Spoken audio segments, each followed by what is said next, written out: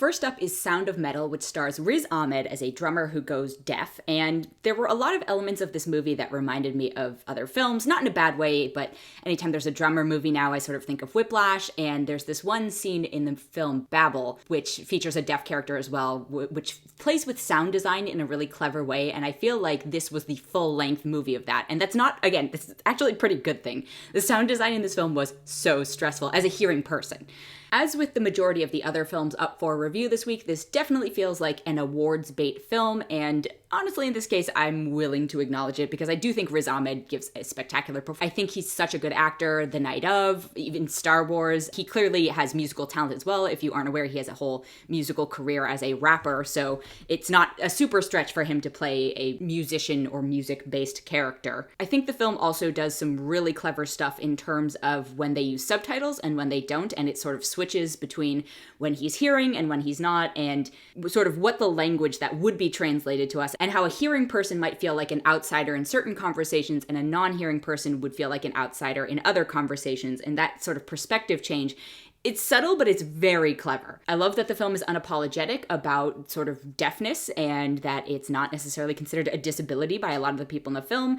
I think it tells a pretty solid story, but ultimately this is a Riz Ahmed vehicle, and thankfully he is such a good actor that he pulls it off. It's available on Amazon Prime. It's absolutely worth checking out. I think the one sort of warning I would give is he's in a punk rock type band with a lot of screaming involved, and so the first few minutes of it were so stressful because they're at these music shows, and it's just not my cup of tea in terms of music. And I was listening to it actually in the middle of like the post-election week and I was just like, my blood pressure is up. This isn't helping. Everything is stressful right now. So you might want to turn your volume down in the beginning if you are somebody who is sensitive to noise, as I actually am. Also, to be very clear, this is not Whiplash, right? I know I mentioned it when I first started talking about the film, but this is really about his journey and his dealing with this major life status change with him and how he's going to navigate that and the decisions he makes. There's really no reason not to watch this film. So I'm going to give it 4 out of 5. And then next up is Nomadland, and it's from director Chloe Zhao, and she is directing The Eternals, which I'm very excited for. She also did The Rider and Songs My Brothers Taught Me. This is a very Oscar bait film, and I think I've talked in years past about how I tend to sort of get frustrated by those films, and I have a tendency to want to reject them right off the bat, but I was actually very excited for this one because she is an Asian director. She's a woman director. I also think The Rider is a really great film, and so I wanted to see what she could do. It stars Frances McDormand in a nomadic lifestyle, as indicated by the title. Everyone she deals with sort of lives out of vans and have these transient jobs, like she works at an Amazon warehouse at one point, and also it looked like they actually filmed in an Amazon warehouse, which was really interesting. I was really excited for the film. I don't know what that did to my expectations. This is one of the few films I saw it was my first time at a drive-in movie. So I saw it at a drive-in, which was a novel experience for me, and I feel like I might have been a little distracted by the novelty of it and the other cars around and people getting out and walking around a little bit. It was a little bit distracting for me. But ultimately, it's a meandering film. It's not particularly plot-driven. I've said before, that's not a necessity, but it does have to have a story, and I guess looking back on it, it has a story. There's not any question that it has a story, and there's arcs and stuff like that. It just took a long time for me to come to the realization of what they were, and it's also...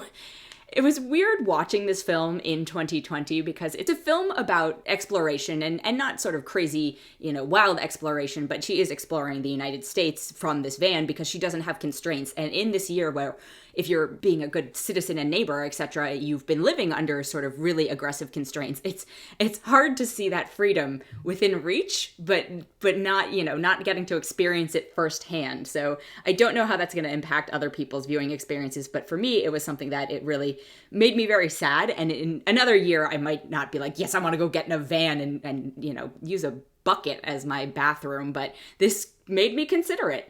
I think Frances McDormand is good in this, as she's, when is she not good?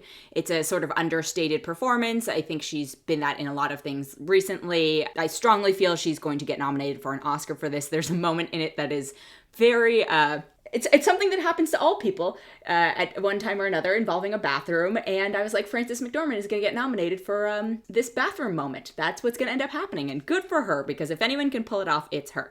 I would say be aware of what it is going into it. It's not necessarily, it's a character study is really what it is. But unlike, I think, Sound of Metal has something that a lot of people might not be able to firsthand relate to, but can sort of understand, and the sound design sort of helps you along with that. This one is a lot more of an internalized journey, and I think it requires more work of an audience member to go along with that journey. But if you're willing to do it, it's an interesting watch. Just be aware of what it is. I'm also going to give it 4 out of 5. And then next up is Ammonite, which is one I was really looking forward to, and I don't know if just because of this year and the expectations I had for films, and it's very challenging to meet those expectations, but I was really excited for this film, and I don't know if it's fair to the film, but I started comparing it to Portrait of a Lady on Fire, which is also from Neon Rated, which is the same studio that released Ammonite, and there are definitely similarities, right? They are both female-led love stories. They are about relationships between two women. They are both sexual relationships between two women, and we don't get a ton of these types of movies necessarily that are, quote, hitting the mainstream.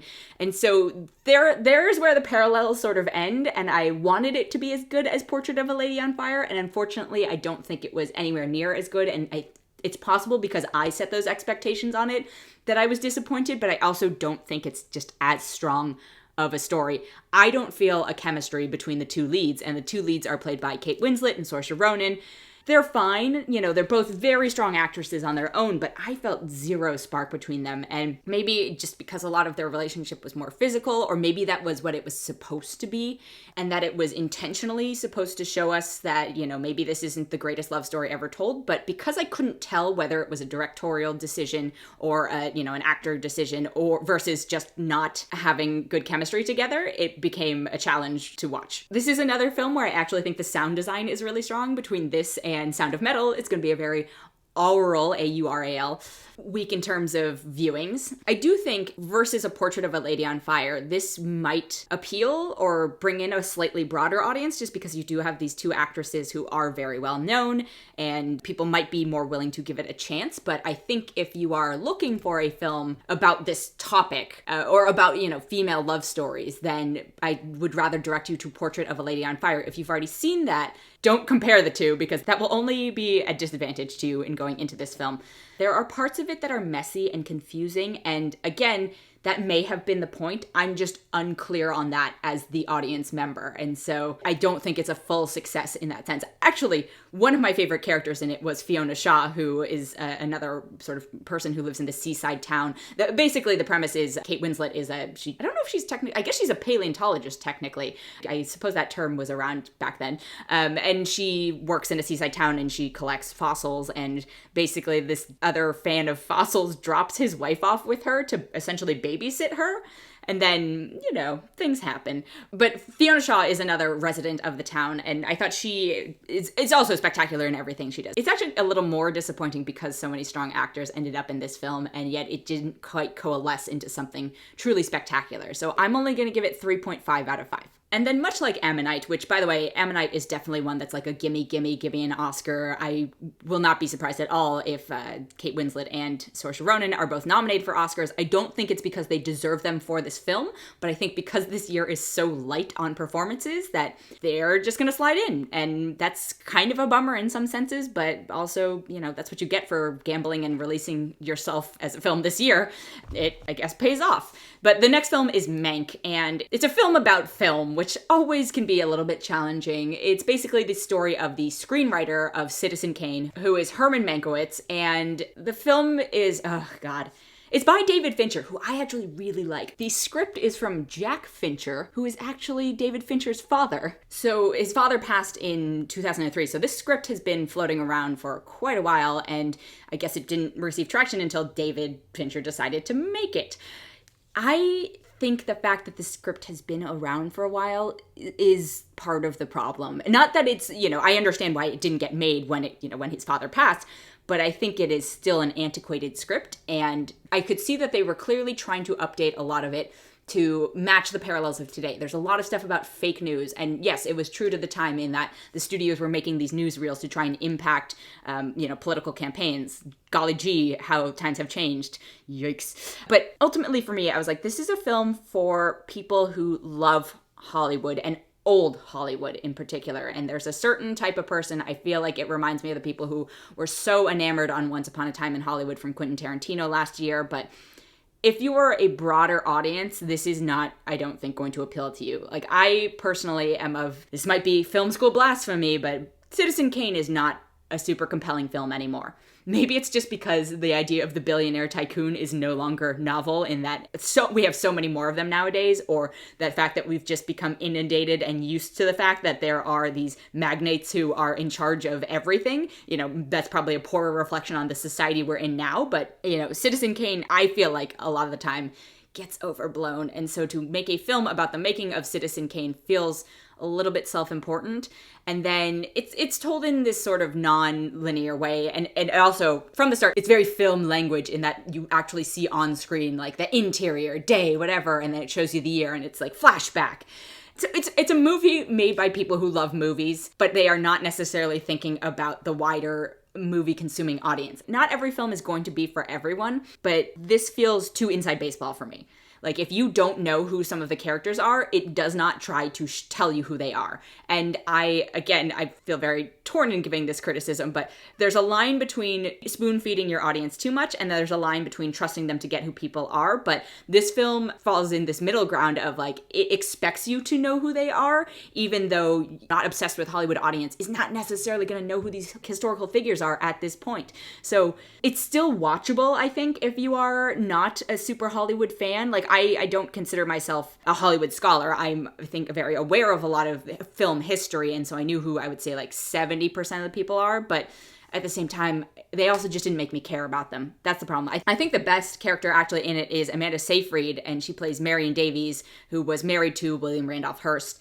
Charles Dance plays William Randolph Hearst. Lily Collins has this random role in it as Mank's, like, stenographer or whatever they call it, like transcriber. She writes stuff for him. And then Gary Oldman plays Herman Mankiewicz, and that's also problematic for me. Like, I'm having trouble with Gary Oldman as an actor these days just because his outside personal drama is impacting my ability to watch him as an actor on screen. And I don't feel like he actually disappears that much into this role. I know when he played Churchill, he was hidden behind the fat suit and all that stuff, but he's fine in this. Also, Mank just so aggressively fails the Bechdel test, and the women characters are so disposable. Even though you've got Amanda Seyfried's character in this pivotal sort of role, like, I truly don't understand what the Lily Collins character is here for.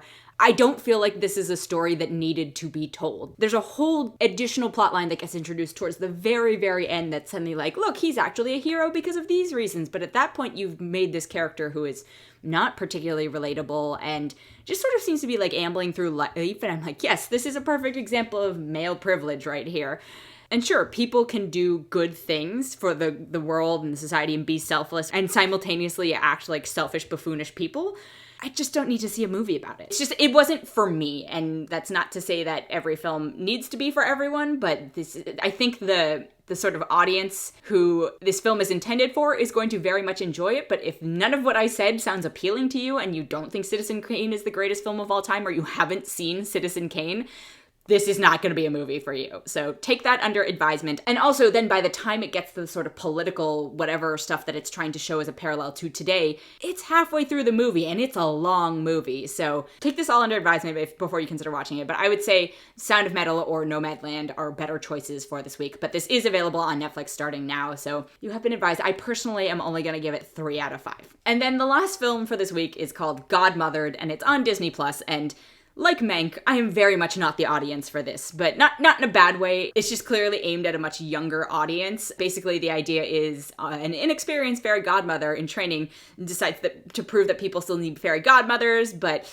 she, it ends up being a sort of mixeroo, and slight spoiler alert, but the person she ends up trying to grant the wish for actually ends up being Isla Fisher, who is a fully grown adult at this point. Jillian Bell plays the main godmother, and I think she probably is the best part of this movie. She's not someone I necessarily would immediately cast in a sort of wholesome family film, but she commits to it. And I do think a lot of the humor is trying to be a little for the parents who will be watching this, because this is definitely a kid's movie. But there are a couple of jokes that I was like, okay, that's not bad. If I was a parent subject to watching this, I'd be like, okay, haha, I laughed at that part. My kids won't get it, but that's fine.